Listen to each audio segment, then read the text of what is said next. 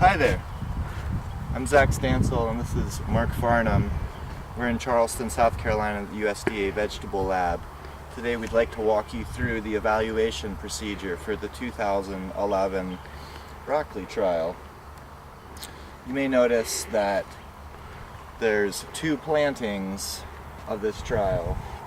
Stuff that you're viewing right now was planted March 8th, and the field on this side was planted 10 days later on the 18th. There's a range of maturity out here. The first 6 rows we planted March 8th, as Zach said. We have some material right here. It's actually well past prime. Some just past prime over on this side, and then so we're right in the middle of the trial in terms of maturity. We'd like to show you one plot that we're going to evaluate. The first thing we'd like to do is verify that we have 20 plants. That was our target number, but in some cases there may be a few more or less. One.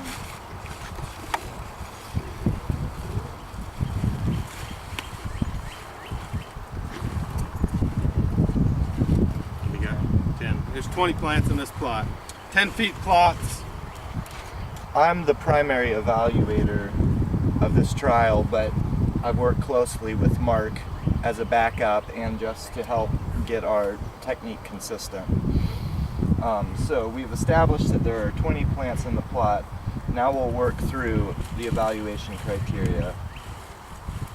The first parameter, you want to come a little closer and look.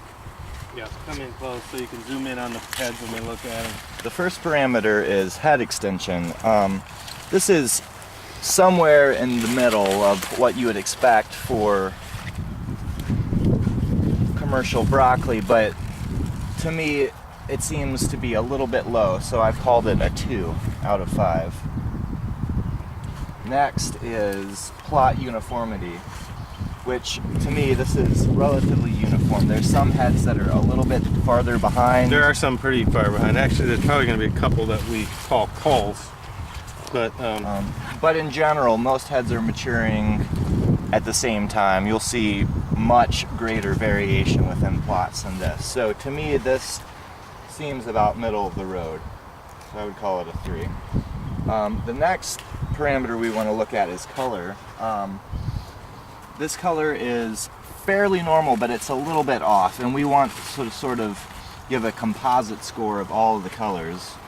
So to me, this is a 2.5 situation. It's somewhere in between these two colors, but I think 2 is probably a slightly better number. You agree with that? Yeah, we're not using halves, obviously, right. But so we have to make a decision one way or another. Next, we'll look at dome. I find it helpful to cut a few heads out and compare. To me, this looks quite a bit like You don't have to worry about a 3 for dome. Next. Of course, we're using our chart that we were supplied by Thomas Bjorkman, and it seems to be working pretty well for us. So we said a 3 for dome. Mm-hmm. Next, we want to talk about head uniformity and smoothness.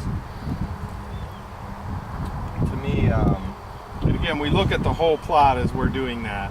it's easy to get distracted and just look at the heads you have in your hand, but I would say this is probably about a 2 or a 3. What do you think? I think it's a 3. I'm going to go with a 3. You'll see a lot more uneven texture than this. Yep, 3's good. So it's about middle of the road. I agree. Next, we want to look at firmness. I like to go around and touch the heads. Most of these heads are pretty rock hard, so I'm going to give it a 5. He doesn't get a whole lot harder than that. In general, most everything we've been rating is a 4 and a 5 for firmness out here. You'll notice if something is off. It tends to be more of an exception that you give something a 4. Next is small bead, correct? Mm-hmm. Small bead. Now, a lot of these plots have some very small beads, but there's also larger beads, so I don't feel confident in just giving it a good score for small beads. So I'm going to call this a 3. The next parameter, bead uniformity, is really off. I think a 2 would be the best score for bead uniformity. Notice that, and this, the variation of bead sizes going on here. The next would be an overall quality, which is probably middle of the road here. I would call this a 3. We'll see. There's a lot better rock clay and there's a lot worse. And then this last parameter, holding ability, I've tended to try to give that score a little bit later as the heads mature to see how tightly the florets hold together. So we probably come back the next time we go Next through time it, we yeah. evaluate, we'll just look at this and give it a score. So I would it's- make a note here that we haven't seen a lot of this, but I'm seeing hollow stem in this when Oh, true. Zach cut these heads. So I will make a note in the book that we have some hollow stem here. Notice hollow stem. And then finally, we will count the number of marketable heads. So, Or marketable size. We're looking for plants that are so small or diminished that they're not going to do anything. If you come up here, you can see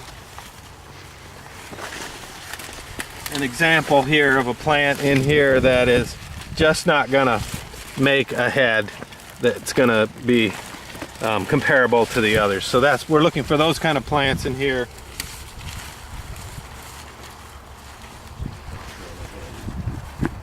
this other one's a lateral. Oh, that's a lateral? No, there was one. They have a head? No. So I've got 17 heads that are roughly to the harvestable size. So we'll have 17 out of 20 marketable size heads. So this is how you evaluate a non-freeze drying plot. Cut.